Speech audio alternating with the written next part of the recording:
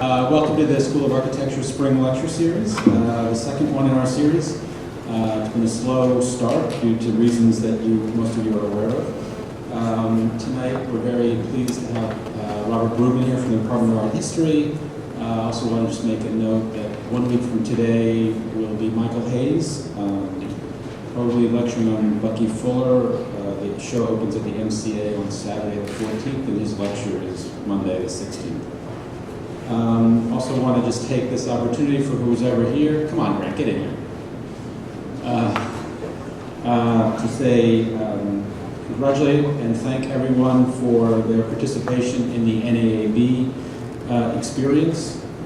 It was a tough group, as those of you know who met with them in various formats, but I think you were the reason that they were all very impressed. And if you couldn't tell by their deadpan delivery, we did very well. Not that you would have known that, but I think we did. Tonight, I'm very happy to be able to welcome our neighbor, Bob Bruegmann, here to the School of Architecture. It's a little bit daunting of all the introductions, because somehow I think that of anyone, Bob will be able to dismantle and turn all the compliments inside out. So I'm a little worried about that. But I am very, I want to say first on a personal note, when I moved to LA, one of the great losses was missing Bob as a colleague. So it's great to be able to host him here tonight. And also on a more general note, I think that Bob's presence here is a sign of our commitment to a more energetic way in which we might take advantage of the resources that the college has to offer, and also, part of our restructuring of our curriculum, which was really meant to take advantage of the higher level seminars offered in the art history department. And so this is our first public foray into setting that up, and I hope Bob and others come back to the reviews very often, as well as our other events. Bob received his PhD from the University of Pennsylvania with a dissertation, appropriately enough for us, on the design and technology of late 18th and early 19th century hospitals. In the following year, in 1977, he assumed his position here in the Department of Art History, where he has remained despite great international acclaim and attempts to lure him and take him away from us for over 30 years, to become one of the most respected and significant voices in the university, evidenced among many things by his recent being named a University Scholar at UIC. Bob has also taught at the University of Pennsylvania, MIT, and Columbia. His books include The Architects of the City, Hollebord and Roche, Hollebord and Root, and perhaps now most famously, Sprawl, A Compact History, which has come to upset the conventional thinking of those from all political and aesthetic parts of the spectrum. And it has, among other things, made James Howard Kunstler apoplectic in his anger, and for that alone, I think it's well worth it. So I thank Bob in the book for making James Kunstler's head spin around. And I think that that's, again, indicative, really, a real role model for Bob's work for us in the school, both for our research on the contemporary city and the metropolis, and the fact that the city takes many forms. That there are no a priori correct or incorrect forms that the city or settlement takes, and then one has to look at them all with a kind of both cold and optimistic eye about what it means for how we choose to arrange ourselves. And I think that clearly that sense of upsetting conventions has made Bob's reputation being that of a bit of a contrarian, but also I think because of that a great role model for the sensibility in the school in terms of really his refined sense of what I would call the counterintuitive and the ability to undermine current cliches and platitudes. And so for that, I thank him and hope that he will be here many times. So please join me in welcoming Bob Bruegmann.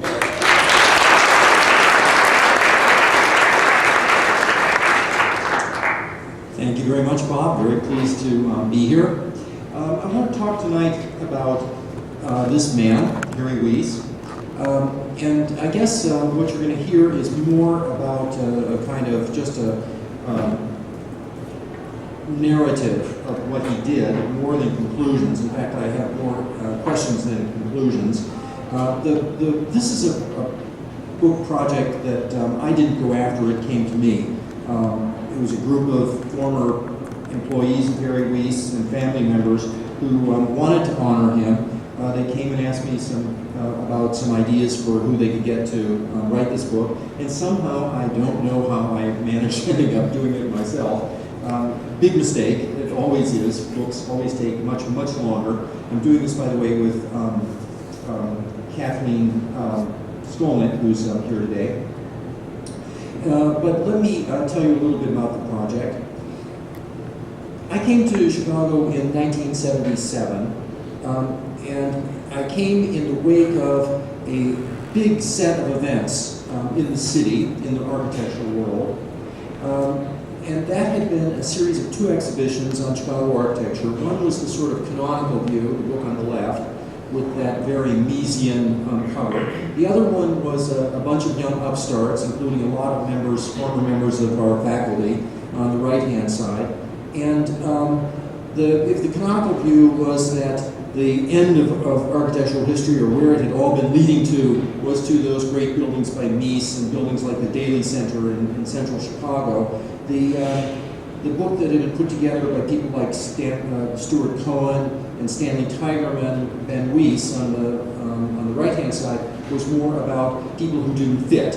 Modernist architects, but who didn't fit. And the chief 3 of them at the time were Harry Weiss, Walter Netsch, the architect of our campus, and Bertram Goldberg. Now, because of that, when John Zukowski arrived about the same time at the Art Institute, he asked me if I would curate an exhibition on these 3 architects. Well, I was pleased to do that. These were very big names.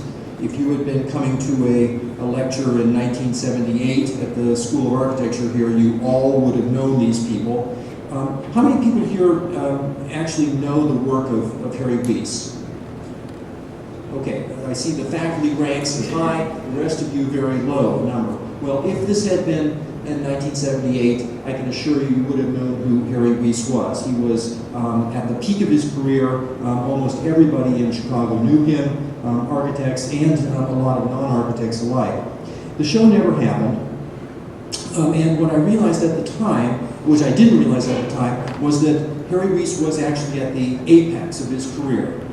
And it was, other things were going to happen. He was considered still a young architect, about ready to launch into his most productive years. In fact, after being here for a year, I moved into a Harry Weiss building at 55 West Chestnut, and I started doing some research. As I say, the show never happened, and the world changed. Things didn't happen the way anybody expected. The firm did a lot of work as time went on, but more and more without him. By the 1990s, he was completely out of the firm. He sold it. By 1998, when he died, he had been living downstate in a VA hospital in Manteno. Much of the world had forgotten him. For even those who remembered him were somewhat surprised that he was still alive in 1998. But today, I think there's a great deal of interest, not just in Harry Weiss, but in all of the architects of the 50s, 60s, 70s. And so I think that it's very appropriate that the book is coming out now. But first, let me just tell you a few words about his life and about his work. His early life, he was born in Kenilworth, in that house you see on the upper right there, a very substantial middle-class, bastion of middle-class sobriety in Kenilworth, on Kenilworth Avenue, right by between the lake and the downtown. He was one of 5 children. You're looking at the first 4 there. He's the eldest. Then his sister Jane, John, who became an architect, little sister Sue, and then much later, another brother, Ben, who also became an architect. This was an intensely artistic family. Every one of them went on to careers that had something to do with the arts.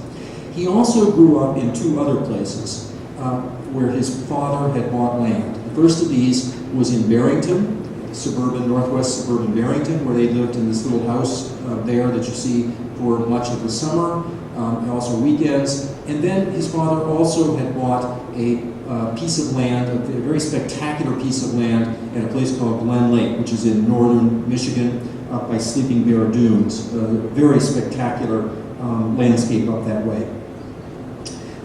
His father was a Rib Rock Republican, a banker, who was very interested in instilling in his children ideas of bourgeois virtue, sobriety, no drinking, he was a teetotaler, no smoking, very conservative socially. Some of these things Harry accepted. A great many of them he immediately, as soon as he could, he threw off and went in entirely the other direction. Things came very easily to Harry. He was very gifted in all kinds of ways. In high school, for example, he was on the high school track team, orchestra, honor society. You see him there about in the middle or on the right-hand side. He also had a major interest in architecture from a very early age. Here's the first known drawing by Harry Weis, done in 1930. His father resurrected this 20 years later. I don't know whether this was a picture of a house that he, an actual house he drew, or this was his own design. Apparently, judging from his father's notation, this was his own design. It gives you a good idea of what he would have considered good architecture at age 10 in 1930. He went on to MIT, went to the School of Architecture there, which was still over in Boston. It hadn't moved over to that great massive classical building across the river in Cambridge. So it was in this set of buildings that he went to school. He had some very important professors there, notably Lawrence B. Anderson, but that was primarily later. He was there for 2 years, 3 years, went to Yale for a year, and then came back to finish his degree. What seemed to have a lot more effect on him, though, was a trip that he took after his year at Yale in 1937, where he went around Europe on a bicycle.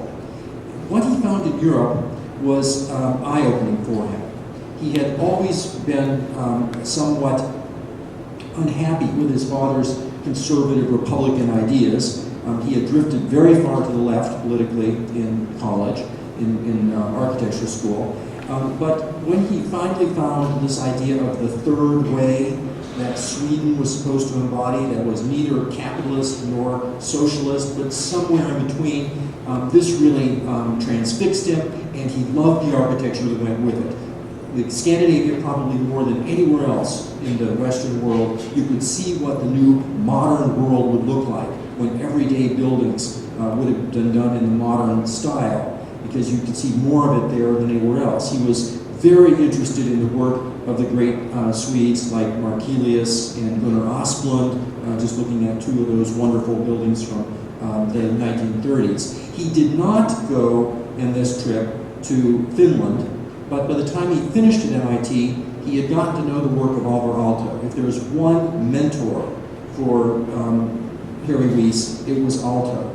Aalto was a confirmed modernist, but this was a very humane, warm, natural kind of modernism with a lot of curves that was really friendly to the human body in a way that many of the more orthodox, rigid modernists, European modernists, were not. So he did a thesis at MIT. It was an industrial, prefabricated project. It was prototypes for roadside restaurants. It was a kit of parts that he assumed you could put up all over the country. It was heavily based on the idea that had been developed by Howard Johnson's, which had just come out with a whole chain of restaurants across New England and always had the same logo and some recognizable features. They were kind of pop, classical, colonial revival, but they were very recognizable. That was the idea here. This was to be product design on a big scale, and he was always interested in that. He always found a lot of time to do other things. He was known as quite the man about town. He would show up at all the art events, the cultural events, almost always with a very beautiful young woman on his arms, usually a different one every time.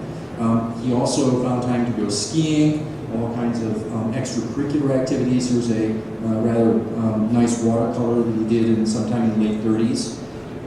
He also had the occasion to go back to visit his family, particularly at their summer house in Michigan, and for that, he designed the first buildings that were actually built. And you get a little bit of sense of the trajectory of his thinking by comparing this little log cabin done in 1936 called Shack Tamarack which is very much in the vernacular of these country places up in resorts like northern Wisconsin, northern Michigan, or the Adirondacks. And then just about 2 years later, he comes back after his trip to Sweden and does a much different kind of architecture. Two cabins here. The one to the left on the bottom right is the cabin number 2, a kind of overflow cabin for his family. And then the one on the right there is the house for a friend of the family, is a man named Pritchard. And you can see that these were very light, airy buildings. You can also see on this is his brother John, taken during wartime. You can also see another characteristic of Harry, which was that he had a great intuitive sense about structure, and he was willing to push it to the limit. So he would build the house, and then if it happened to sag, he would quickly put some kind of support in to shore it up until it reached an equilibrium. And this is very much the case with these extraordinarily light and flimsy-looking structures. A lot of this he got from boats. He was a fanatic about boats. You're looking at, on the right there, his boat Popeye, which was a highly experimental boat with an enormously tall mast and very, very narrow footprint. It was also disastrous. Almost the very first time it went out, it completely flipped over, and Harry was nowhere to be seen, which was very typical, that he would dream up this impossible proposition, extremely interesting, and then if it failed completely, well, that was not his problem. Late 1930s, after he's finished with his school, almost everybody knows that war is probably coming. So he doesn't know quite what he is going to do, but he gets unexpectedly a letter from Cranbrook. Cranbrook Academy had been founded in the 1920s by a businessman in Detroit. It was being headed by the great Finnish-American architect Eliel Saarinen. There are some of the buildings that he would have known at the time. This turns out to have been the year that Harry Weese was there. He was only there 1 year, perhaps the most brilliant period in all of Cranbrook history. Because not only was Eliel Saarinen there and his son Eero, who would soon become one of the really great architects of the post-war years, but Charles Eames, the woman who would become his wife, Ray Eames, Ralph Rapson from Minneapolis, Catherine Bauer, the famous Hauser, Edmund Bacon from Philadelphia, who went on to be a very famous planner, and then Ben Baldwin, who was a painter, later became one of the most important interior decorators, and also Harry Weese's brother-in-law. So at Cranbrook, he was supposed to be studying city planning. Actually, he used the occasion to broaden enormously his repertoire of skills. He did almost everything but city planning. He, for example, did a great deal of ceramics. There he is with one of the famous ceramic instructors. That's a charger that he designed. You can see the influence here in the late 30s of this sort of surrealist movement in Europe. He used the studio of Bertoia to build looms. Ben Baldwin, his friend Ben Baldwin on the left, Harry in the middle, and then Wally Mitchell, who was one of the painting instructor, built these looms. He wove enough cloth to make himself a sports jacket, which Cranbrook apparently still has. I haven't seen it. He did a lot of competitions during this time. This was something that all of the Cranbrook people did. He was very successful at them. Here's a prize competition that he did with Ralph Rapson. He won the productive home, the regional productive home competition, which was a design for subsistence industrial workers during those years. Once that was done, he could have stayed in the East Coast. He decided to come back to Chicago. First, he does a year at the Bemis Foundation, which was studying prefabrication of houses. But he comes back to Chicago. In 1940, he's working at Skidmore, Owings & Merrill, which was the up-and-coming modernist firm in the city, soon to be the largest in the country and in the world for that matter. He was working with Gordon Bunshaft. who was the chief designer of Skidmore, who was at the time in Chicago, probably working on, Bunshaft at any rate, probably working on this Hostess building, a really marvelous building from wartime, so they couldn't use a lot of metal. It's mostly a frame construction, very ingenious building. Also in the news a lot these days. It was under threat of demolition recently. Weiss himself went into a partnership with Ben Baldwin, and they did about 5 houses, and just showing you one of them, this was a house he built for his own family on that property in Barrington, a very straightforward, minimal modernist house, but one that had a great deal of interest in the land, the landscape, and working with it. Also with Ben Baldwin, he continued to design furniture. He did quite a lot of furniture early on in his career. This one won a prize from the Museum of Modern Art. It's obviously a very closely adapted from a little tea cart that Oliver Alto had designed some years back. This one with American, more advanced American metal technology, a very nice piece of architecture, of design that would have gone into production except for the looming war, which stopped that. When he realized that he was going to be drafted, he quickly went into the Navy. For the next 5 years, he became an engineer. He had a 90-day wonder course that equipped him to be a boat engineer. So he was on the Charles Hughes, went all around the world. This was very important to him, this experience, because it taught him a lot about extremely minimal size for things, creating the maximum amount of efficiency in the smallest amount of space. He had a lot of time on his hands to do other things, kept a journal, wrote all kinds of ideas about what he would do after he came home, and then did a lot of art. So we're looking here at 4 of these really wonderful watercolors that done about 1945. He also found time to get married. He had met Ben Baldwin's sister, Kitty Baldwin, also from Montgomery, Alabama. At some point, they corresponded a lot during the war, and before the war was over, he got married at the, as you see here, at the Brooklyn Naval Yard while he was on duty, so he took 2 hours off in order to get married. Kitty Weiss would be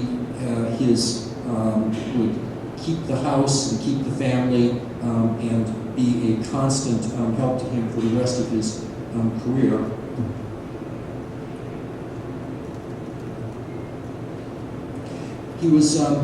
He came back to the United States. His ship was in the Pacific. It came back to California. He spent several months going across country, visiting Kitty's relatives, but also paying a visit to Aspen. Aspen, Colorado was at the time just taking off as a resort. It was a kind of project of 2 Chicagoans, Walter Pepke, who was the executive officer of the Container Corporation of America, and his wife, Pussy Pepke. This was a very important introduction to him. Harry became extremely closely associated with Aspen. He loved to ski. He had, from the beginning, a very expansive and expensive lifestyle, and Aspen fit right into that. Came back to Chicago. 1946, he goes back to work at Skidmore again, but very briefly. He tells Nat Owings that he doesn't want to stay there long. He's going to set up his own practice. He figures out how to do this, first by setting up something that his wife, Kitty, had wanted to do, and he had had the idea actually years before of a store that would sell modern furniture. When Baldwin Kingery was established in 1947, this was really the biggest outlet for ordinary people for modern furniture in the country. What this spawned eventually was Design Research, Crate and Barrel, all of those stores that had followed. But at the time, this was very unique. People came from all over the country, and they would change trains in Chicago, and they would come up to Baldwin Kingery, which was in the Diana Court building on North Michigan Avenue. Harry designed these storefronts to be able to see in all of this wonderful furniture and accessories.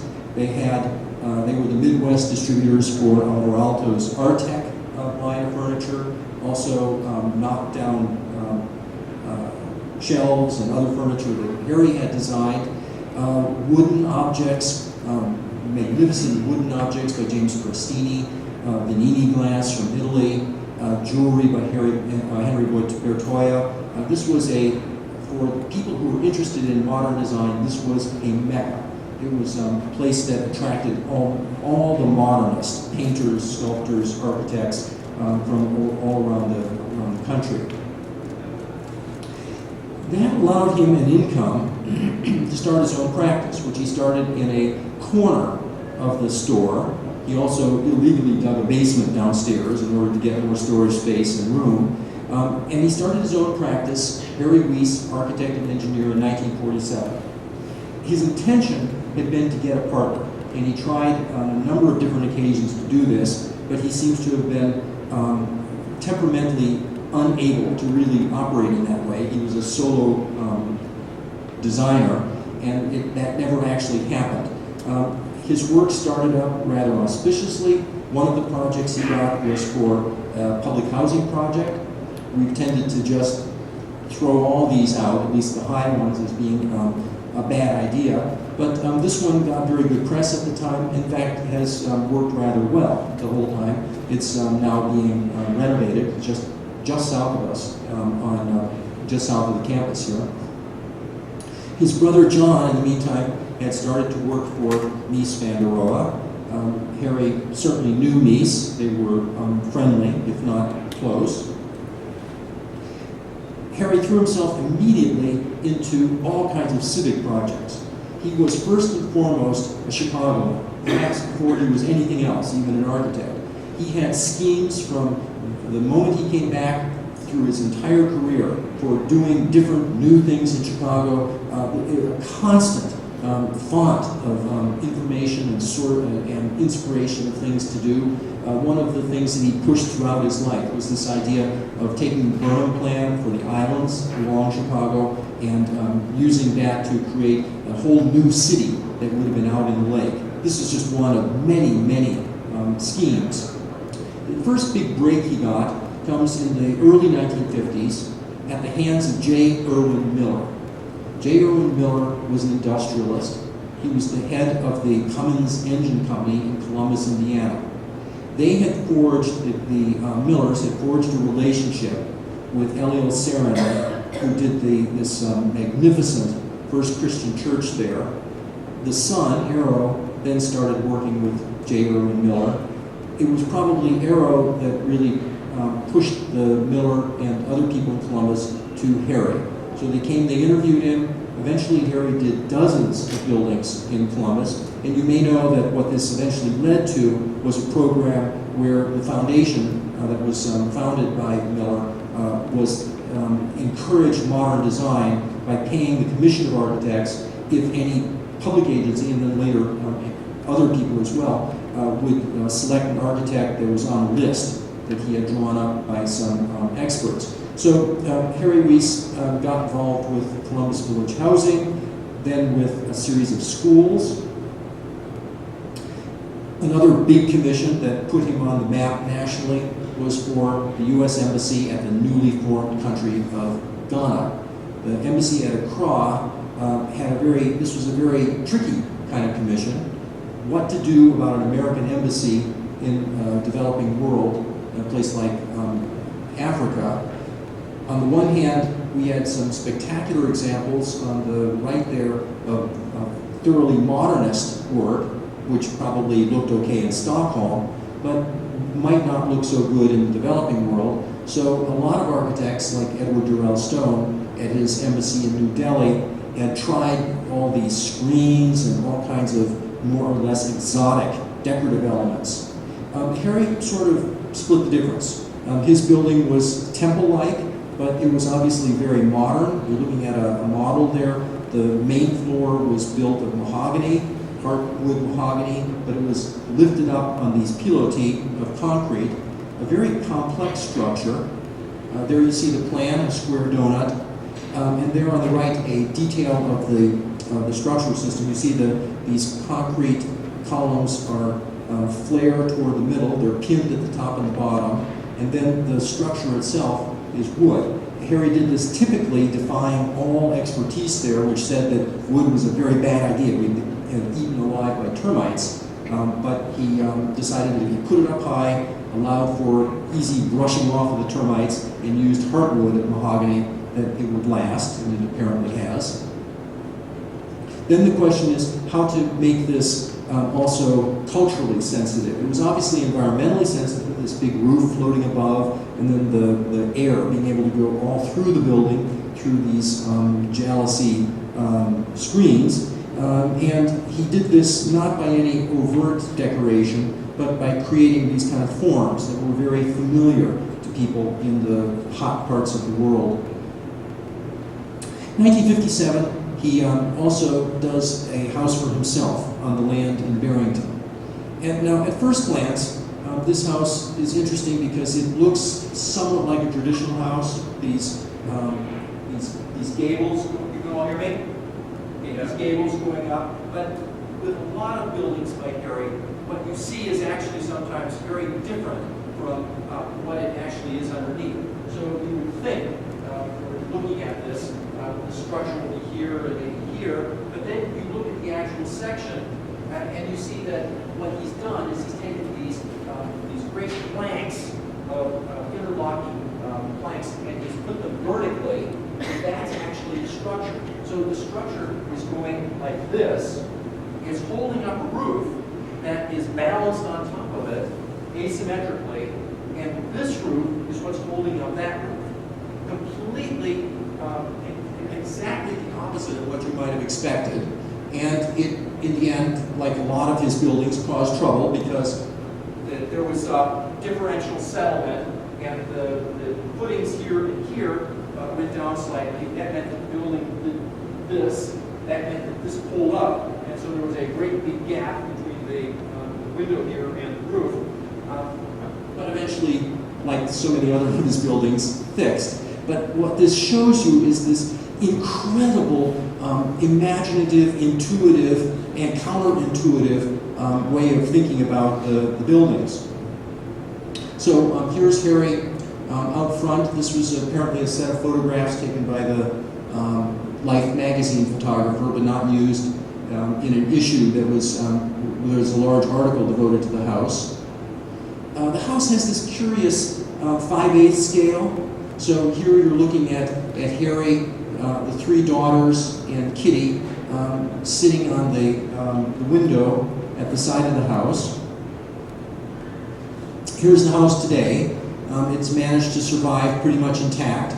Been changes on the interior, but nothing that destroys the wonderful sort of inventive playfulness of this. It's almost like a child's house. 1957, Ben Weiss enters the office. Now, Ben Weiss comes along much later than Harry, so he's going to school while Harry at Harvard, while Harry is setting up his practice. Comes back to Chicago after a lot of other experiences. Enters the office in 1957. One of the first buildings he works on is this, the second school in Columbus. Very different in many ways from Harry's work. Very surprising. This is a bearing wall building. They had tested this in curtain wall construction, in concrete, but in the end they used this bearing wall system, which turned out to be not only cheaper, but it was very much in line with Ben's sensibilities. Extremely down to earth, very sensitive character who was completely antagonistic to almost any exuberant displays of any kind. Harry, of course, was very interested in working at much bigger urban scale. He never really got the chance, but in the 1950s he came close a few times. One of the biggest projects he worked on was Hyde Park A and B. This was one of the most famous urban renewal projects in the country in the 1950s, 1960s. This is the Harbor Square, one of the set pieces in the center of it. Harry did this together with I.M. Pei, who was just before Harry at MIT. So this is what Hyde Park looked like. Now, a lot of people today and a lot of people then said this wasn't a slum, this should have been cleared, but at any rate, the decision was made that it would be. Harry was commissioned to do a study, and his study broke with a lot of the previous thought about urban renewal, which had advocated a tabula rasa. Instead, Harry wanted to keep a lot of buildings and then insert new buildings that looked typologically very much like the buildings that had been on the site. So this was his study. Once the survey was done, there was going out for bid. There were a remarkable set of proposals done for this bid or done just earlier. So the Harvard team just earlier had done a scheme of these high buildings in a park, very much a kind of traditional modernist scheme. Herbert Greenwald, the great patron of Mies, got together Mies and Hilbersheimer and proposed taking all of Hyde Park and doing this scheme, this utterly amazing thing, where they would take the normal blocks and they would start to erode them by putting parks in them until eventually it became a whole ground, a whole field, a green, in which you would have these little cul-de-sac streets. In other words, this was just dispersing the city, and just pushing it out at much, much lower densities. Harry Weiss, once again, split the difference. He became attached to the team that was put together by Webb and Knapp. Now, Webb and Knapp was being run by a very flamboyant New York developer named William Zeckendorf, the Donald Trump of the era. And Pei and Knapp came in. This was their site plan. They were going to selectively remove a lot of the buildings, and then right on 55th Street, they were going to make a big statement by putting in 2 parallel high apartment buildings. There are those 2 buildings down below, Monoxide Alley, sometimes referred to. The rest of it, though, was going to be very much in the tradition of older American cities. So this was the scheme that was going to go along Harbor Street from a rectangle to a circle. Eventually, you can see in the final site plan there on the right, they did the rectangle, the circle got turned into a square. And for this, they more or less reinvented the townhouse, which had been something, the row house had been the workhorse of urban architecture in cities up through the 1920s, but then had gone out of fashion as most buildings, most housing in America had become detached. So between the 2 of them, they did a great deal of work here. Harry on his own did the shopping center on the top and these co-op buildings down on 54th Street. Harry and I.M. Pei together did the buildings of the 3-story buildings in Harper Court and elsewhere. In many ways, this urban renewal worked exactly as planned. It allowed for the continuing of middle-class people in Hyde Park when it looked like the entire area might go down as a very poor, entirely minority neighborhood. And these places look quite good today. A lot of work then in the 1960s. Here's a really spectacular piece that is very little known and was hardly followed up on in the Weiss office. Very much a kind of sculptural tour de force in the manner of, let's say, Le Corbusier. Even what became much more famous, though, was this church in Columbus, Indiana, which obviously owes a great deal to medieval buildings, but very stripped down. Almost no specific ornamentation or Gothic or Romanesque detailing, simply a dramatic massing. By putting the church on top of all the other offices and buildings in the church, he managed to create this spectacular silhouette. On the inside, this was very much like a ship, an overturned ship with a great keel. You can again see the kind of thing that he would do. These great laminated beams would go up to the ceiling, but where he was going to create a congestion of them, he just cut them off. A very typical sort of gesture. 1964 does the Tangeman House. This was for the sister of Irwin Miller. This is on its own island in a lake up in Canada. For this house, you can see it was an entire assembly of folded plate roofs. And again, very intuitive way of doing this.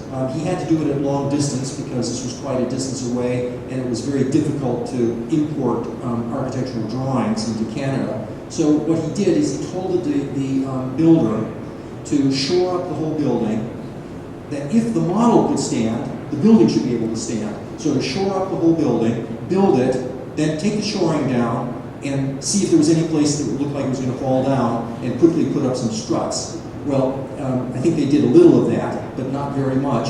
So this very complicated geometric building, which I think owes a great deal to that Scandinavian tradition, the Alvar Aalto tradition. His own office, a warehouse on Hubbard Street. He takes it, blasts a hole in the middle of it, and then creates this light-filled office with a great skylight. In the 70s, the building burns. He enlarges it so that, as you see it there on the left-hand side, that space is largely still there, now occupied by Carol Ross-Barney. Harry Weiss is probably the best-known architect of his day who was an extremely ardent supporter of historic preservation. He was involved with dozens of buildings. He had the philosophy that every building was a landmark until proved otherwise. He thought there was plenty of space for new buildings without tearing down any good building. He was the architect for the restoration of the Auditorium Theater. There had been a scheme by Skidmore, Owings and Merrill which would have completely redone the building. Harry said, no, we don't need to do that, too expensive, let's just do what it takes to open the building. And over the years, the work he's done has been brought even further along, and it has recreated that magnificent space by Ray Sullivan. A very dramatic space, Shadow Cliff, done for the industrialist Ben Heineman of Northwest Industries. A summer house, actually not even a house, the house was on top of the hill, this was an office. He would conduct his business from a desk looking out at that scenery. The switchboard would ring in Chicago and be automatically transferred here as if he were in his office in the Sears Tower. That was his view. The whole building hung on the cliff as a way of avoiding any sort of obstruction to the view from the house at the top. The entire furniture built in, a table at the center, underneath it a glass window that looked straight down the cliff to the water below. Oh, sorry, that's out of place. He did occasionally come close to the kind of Miesian vocabulary. Here's the Time Life building in 1970 in Streeterville, a building with immense prefabricated panels put into place, very much like the Daly Center, but now warmer because of this golden glass. It had a very sophisticated two-level elevator that required a double-level lobby. His own house, what he called a private redevelopment scheme on Willow Street in Old Town, a set of row houses, 4 stories high, garage down below. This is his unit. Living room there on the right-hand side. On the left-hand side, a specially designed dining room table with a view out over a small garden. The major work of this period, and the major work in his career generally, was certainly the Washington, D.C. Metro. This was by far the biggest thing that he did, the best-known thing that he did. This was got started in the 1960s. Everybody knew as soon as they managed to get an interview that they were likely to get the job. They almost always did. If you let Harry Weiss into a room with clients, he almost always walked out with the commission. He was, from all reports, one of the most charismatic, gracious, interesting people that anyone had ever met. They got this commission. It was a very, very long haul because you can imagine there were an enormous amount of politics about the way it should look, how it should operate. First thing that Harry and his staff did was to go on a tour of subway systems around the world. They went to Leningrad and Moscow, to London. They did a very thorough study. Here's the germ of the idea. This was his initial scheme. That is a great vaulted space looking a little bit like, I guess, Moscow. There was huge pressure from the engineers on this project to change this for very good reasons. Not all the stations were going to be tunneled. Some of them were cut and cover. And they said it would make more sense to have different kind of stations for different places. In the end, what saved Harry's design was the Commission of Fine Arts and Gordon Bunshaft on it. They tried all sorts of things, but eventually it came back to this initial germ of an idea.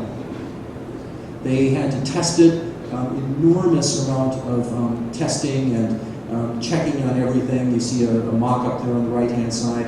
Endless meetings, press conferences. There was some ideas of what the design of the cars themselves could look like.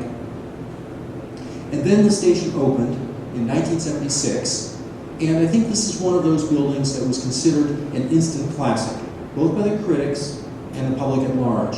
Now, when you go today to the metro system, you're sort of surprised that it's, at least to this point, it's almost exactly the way it was in 1976. Very little has changed here.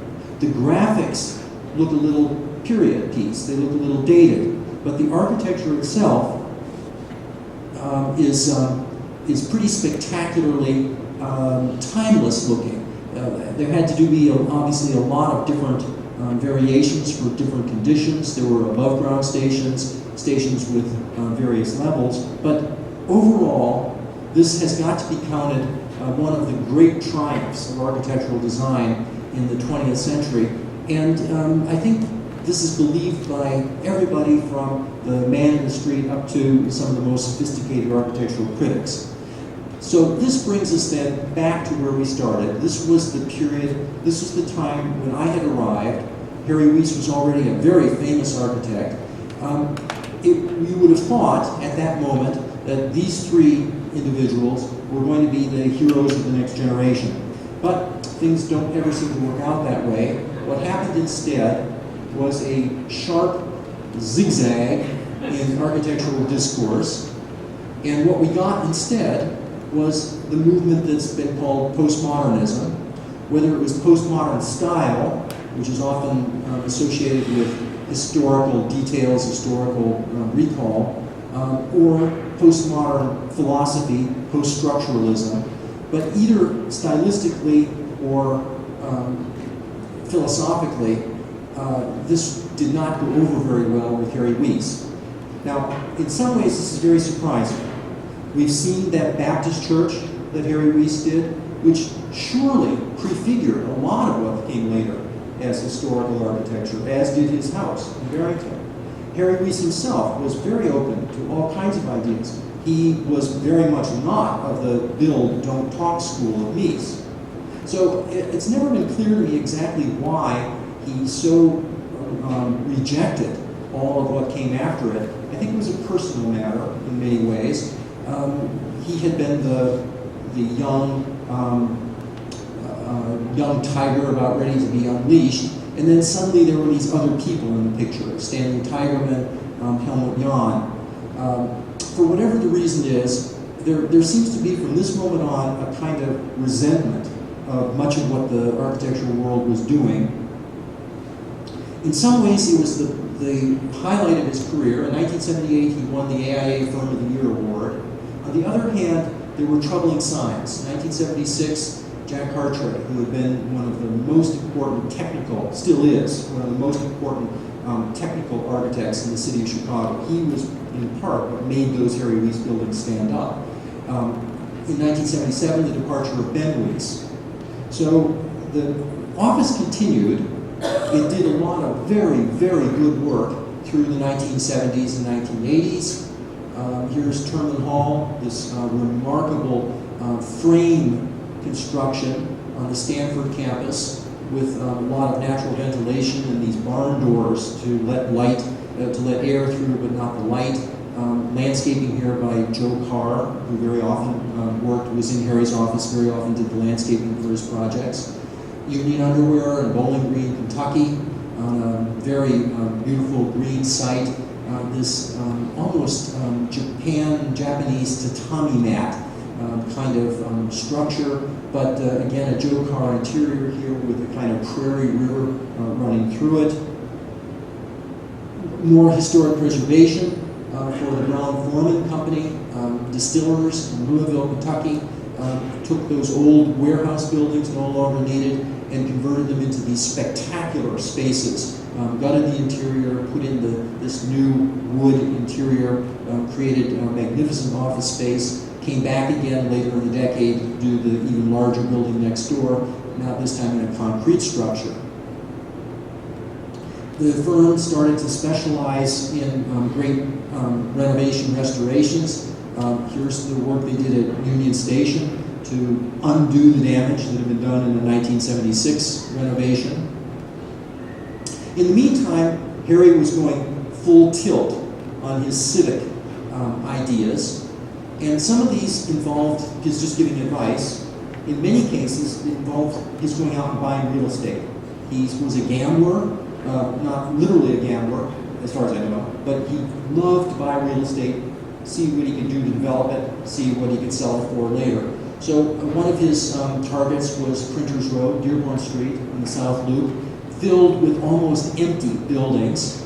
He had the idea very early on of converting this into a residential district. He himself bought the Donahue building, probably an extremely stupid thing to do from the point of view of real estate. You'll read in the book about why this is almost unbelievable that he ever managed to unload the building. He did, and he made a good deal of money in the process. Not as much money as he should have made. Harry Weeks was always about 10 years too early for everything, but he came out of this one fine. He did not do so well on a number of other enterprises, much to the consternation of Kitty. And also, his funds were completely commingled with the firm's in a way that made everybody extremely nervous. He took over Inland Architect. He became the publisher. He subsidized it heavily through the 1980s, 1970s and 1980s. It became probably the best regional journal in the country for those years. Unfortunately, we've since lost it. He fought to save any number of important buildings. In some ways, the most spectacular example was the work that he did on the Loop Elevator.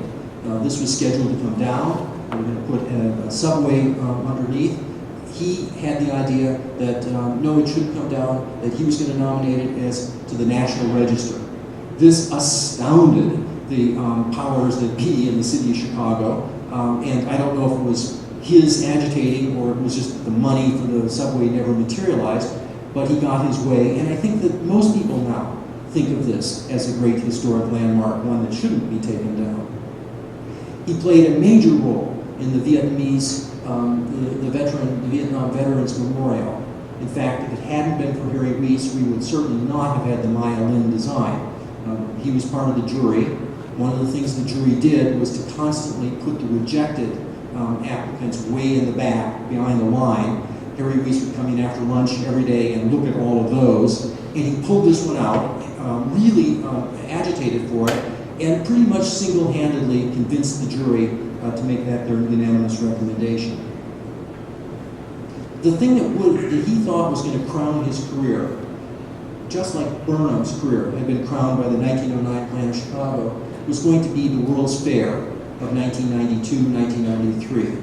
Endless drawings that he had been working on since the 1970s. It was going to be at the lakefront. It was going to have a great lakefront exposition, great lakefront arena. He was going to use it to do all of the kind of infrastructure work that needed to be done in the city. And you have to remember that during these years, 1970s, 1980s, Chicago had hit rock bottom.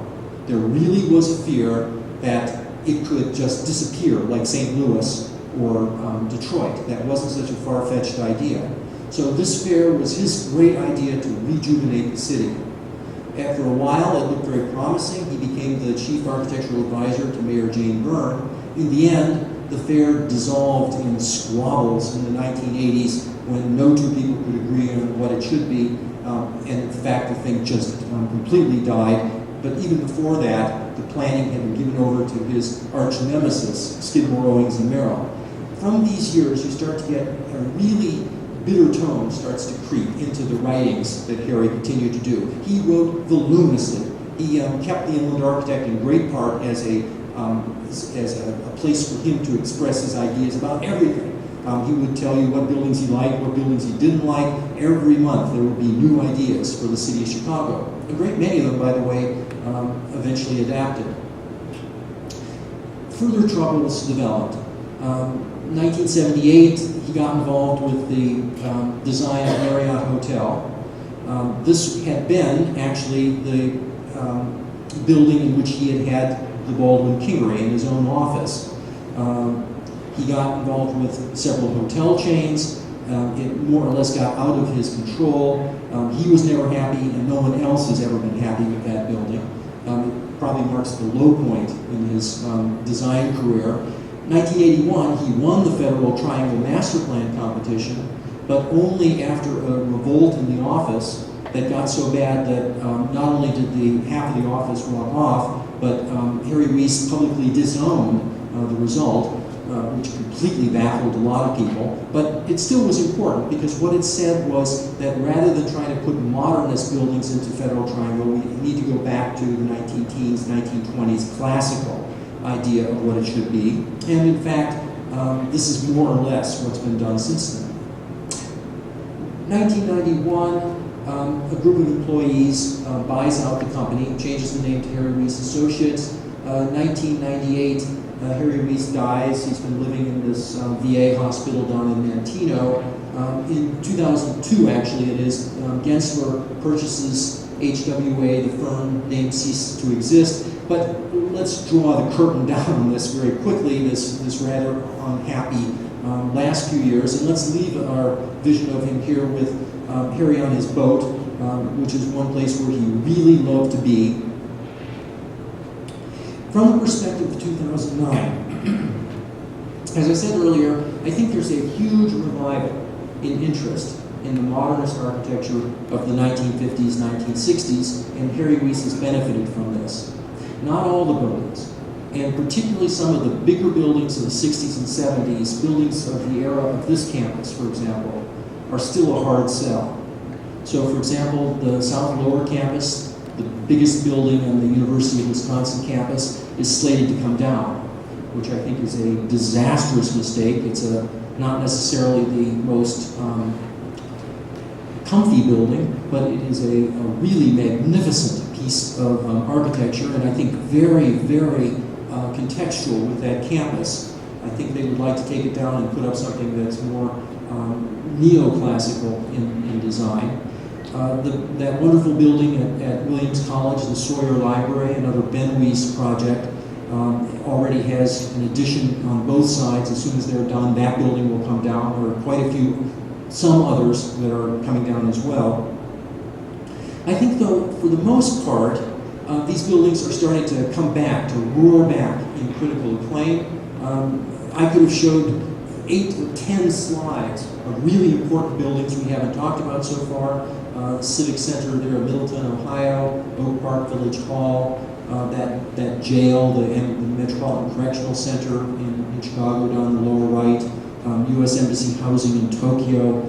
This is a remarkable career, an absolutely astonishing font of inventiveness over decades.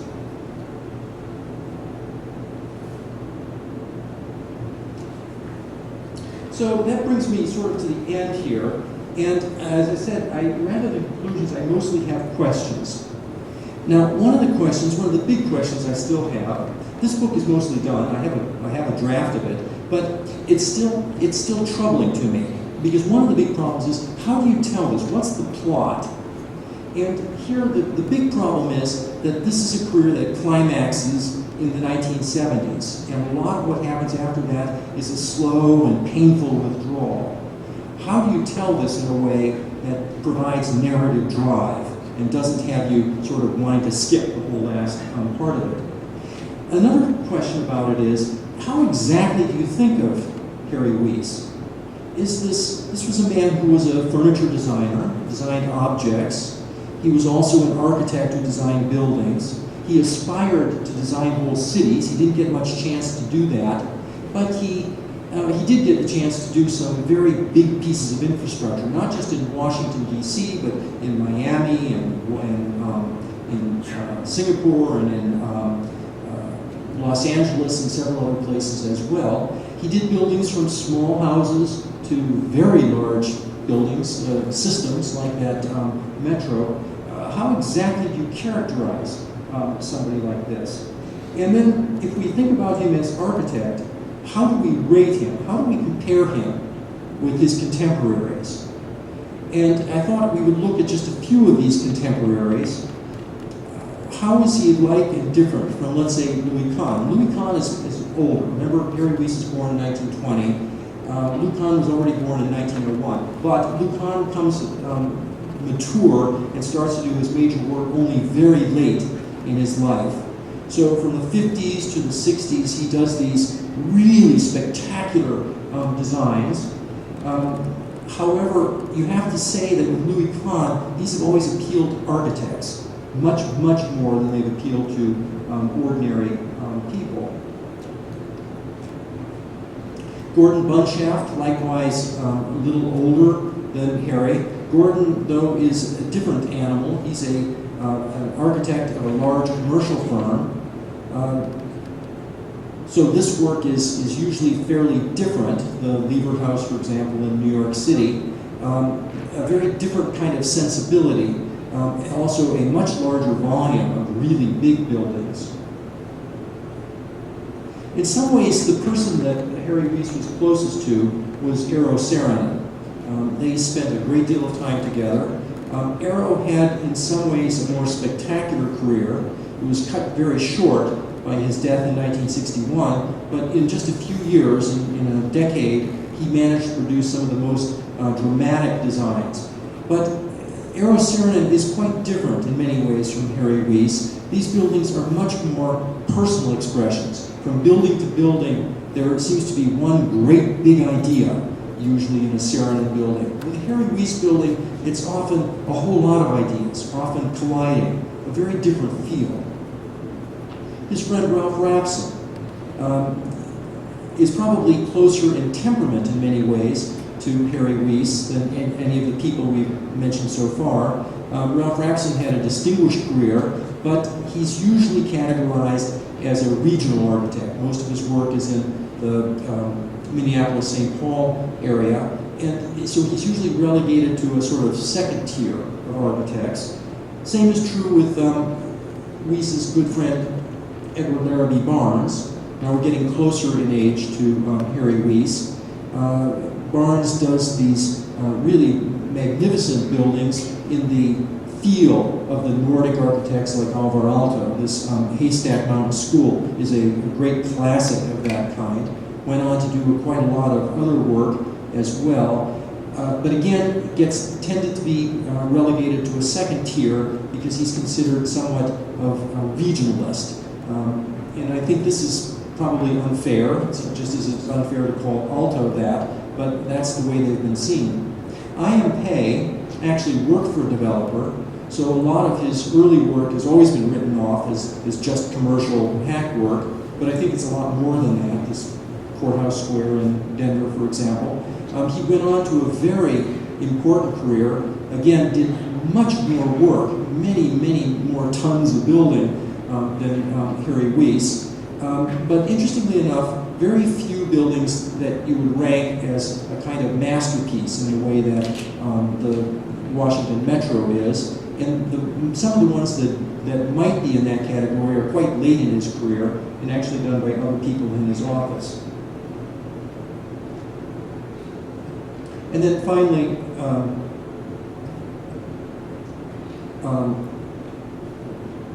Paul Rudolph, now very close in age.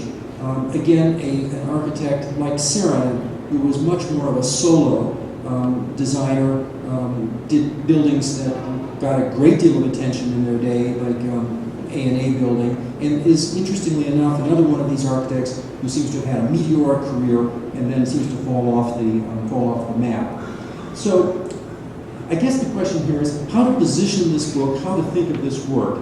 Now, the usual formula that we've had in art history don't work very well. The single heroic genius like Le Corbusier, the great form giver turning out masterpieces of architecture, the rest of the world be damned, like Frank Lloyd Wright, that certainly doesn't work. Wyss was always very interested in the program, the budget, the comfort of people in his buildings. It won't work to consider him a regional architect. He's not a Midwest architect. He worked all over the world, and it's not, he was very much at home in Chicago, but I wouldn't bound him by that. I think it's maybe a problem dealing with post-war architecture generally. Now, it's hard for us to almost see this work, because it's close enough to us, but it is so far away from us. It's so amazing to me that I knew Harry Wyss in the 1970s, but he seems to be part of a world that's as far away almost as the medieval world now. This incredible post-war optimism that design could change the whole world.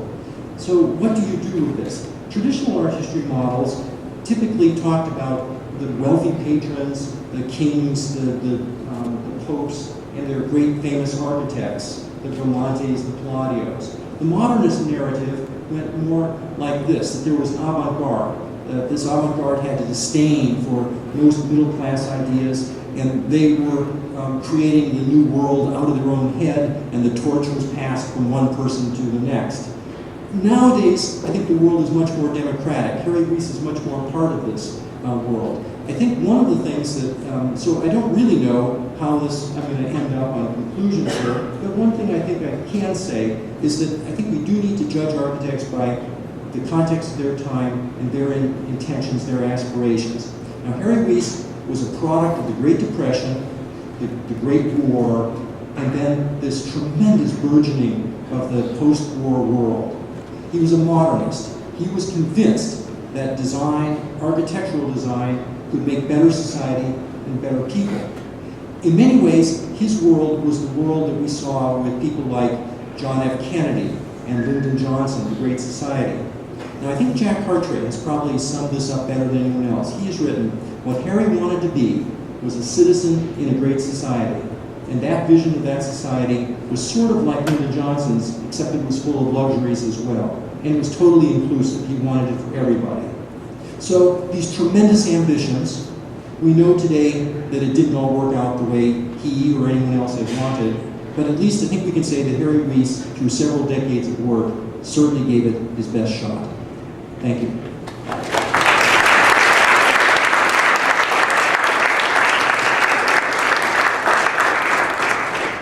I'll be happy if any of you want to answer any of those questions at the end. I'm still struggling with this, and so I would genuinely be interested in ideas or comments about how to do that.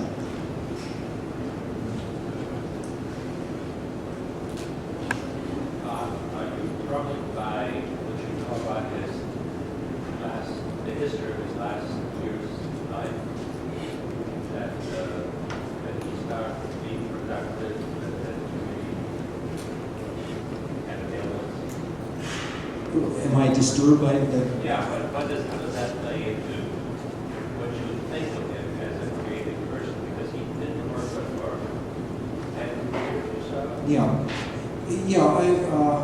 The illness, it's very hard to know exactly what happened here. One of the things that happened was that, like so many architects of that era, he drank a lot, and he drank more and more.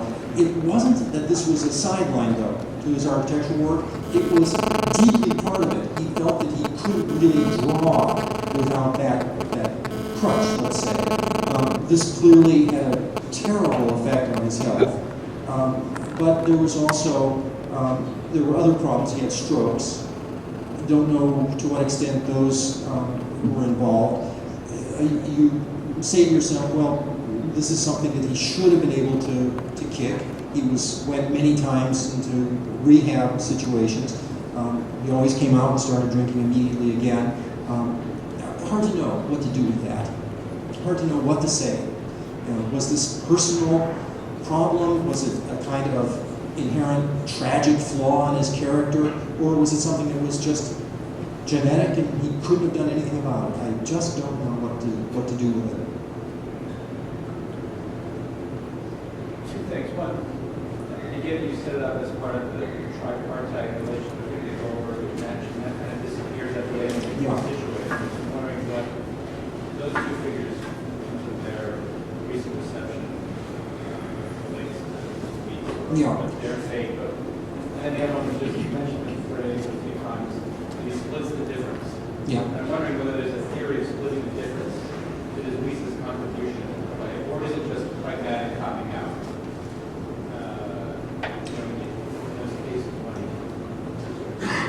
Yeah. Fisher foul, or is it like a proactive? Yeah. Well, on the first question, I deliberately dodged the Walter Netsch and Bud Goldberg thing just because in this context that could get us very far afield. But I think that their careers are similar enough that all of the same issues are involved. And I think part of this is the position of Chicago architecture in the world generally. Both of those figures, Walter Netsch and Bud Goldberg, are roaring back in critical estimation. But how they're going to be situated in what world, in what context, I think is still very much up in the air. It's going to be the next generation of historians and architects and theorists who decide what to do with all this. On the business of splitting the difference, that's my term. I don't think he would have used that. He was very much a pragmatist, but it was a very much proactive pragmatism. It wasn't that he tended to settle for things. When he saw that there were going to be too many of those laminated beams converging at the top of the Baptist church, and he cuts them off, that's not the most elegant solution, and it's not the path of least resistance. It's actually a rather startling thing to do. And you look at it, and once you're aware of it, you say to yourself, oh, this is really strange that he would do that. But it actually is a very interesting design move. So, no, I don't think it was just, letting whatever happen. I think it certainly is quite different from that. Your plot, it doesn't have to be different. Yeah. Well, true, but, I guess particularly in a work like this, which it isn't mine, it's really done for other people to establish him as a figure and what he thought. I feel a lot of obligation to tell his story the way he would have done it rather than maybe when I think about it. Maybe I shouldn't do that, but I sort of feel that obligation particularly in circumstances like this. Given the sheer size of the body's work, the fact that you're not fully during the pocket, how do you start to determine what work to do and what work to not include? What's the criteria for what is included? Well, there's two parts of the book. One is a text that I'm writing, and the other is a set of about 30 buildings that Kathleen has done.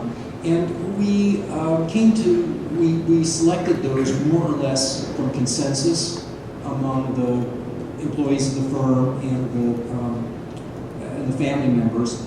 I have a feeling that if we were doing it again today, we would certainly not have some in there. I don't mind saying that the Performing Arts Center in Milwaukee is not my favorite building. And others like that church at Mina, which I think are just unbelievably interesting, probably would be in there. But generally, there was a pretty strong consensus about what was the important work of the firm. And I think that pretty much reflected what he would have thought at the time. Don't know that for sure.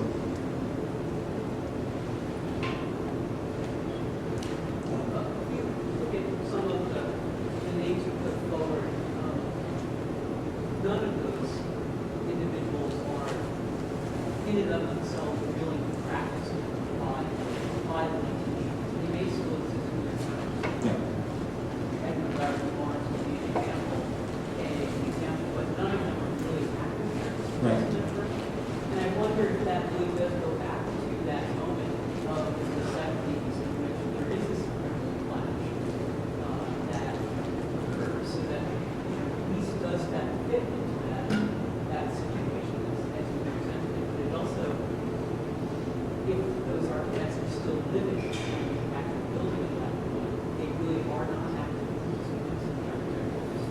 or they change completely. Like IMP is very active in the That's a 80s. huge program. Yeah. Well, you know, it was interesting. I was thinking I should have some people to compare with that are a little younger than Harry Weiss, but when I try to do that, I don't know who they are. So I think what we're looking at is a big divide that happens in the 1970s, just a huge divide, and I think that people who were born just a little bit later than Harry Weiss in 1920 are an entirely different generation.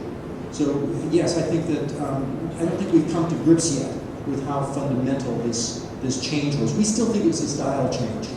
And we've had these people like Philip Johnson who seem to float from one side of this to the other, and I think that blinds us to the fact that there was an entire different worldview that was so enormously more important than simply the stylistic change that we think happened. We include also the white, I mean, you talk about it as being incredible whiter and Columbus's leader on what's going on in the architect connection. Like, in essence, to differentiate from most people. Yeah. So his investment in that, which makes him closer to the generation after these. Yes. Yeah. Well, I can't do too much. Yeah, I can't do too much with it because this is a commercial press. It's Norton, and they have a formulae for this, and the text is already too long. So, but clearly there does need to be another book on the writings of Harry Weiss, which I think would be very eye-opening to a lot of people because so much of what he was saying, particularly about what should happen in Chicago, is very much with us still today. Yeah, but it is a problem. You know, how do you talk about him as architect, as writer, as civic figure, and particularly what to do with his real estate business? You know, this is really tricky because when he was doing it, this is not what an architect is supposed to do. It's sort of amazing to me that AIA didn't throw him out because he was notorious. You know, he had partners on Printers Row. He would go down to Printers Row and he would see that the Row building was for sale, and so he'd get an option on it. And then he'd tell his partner, John Baird, and John Baird and his wife said, "Harry, don't do it, don't do it." And he'd say, "Sorry, already did it." And it was like, you know, it was like this compulsion that he had to do it. Like, it was like gambling, I think. It's part of his character, I guess, to always want to do more than you possibly could, or to test the limits of everything. And he did this in every way. He was a daredevil. He went skiing. He should have been killed any number of times with the crazy stuff that he did, driving too fast. The brakes would go in the Jaguar, and he'd go up the hill and down under a billboard and end up just happened to glide into a parking lot safely with the 3 women in the back seat. Just crazy the way he lived his life.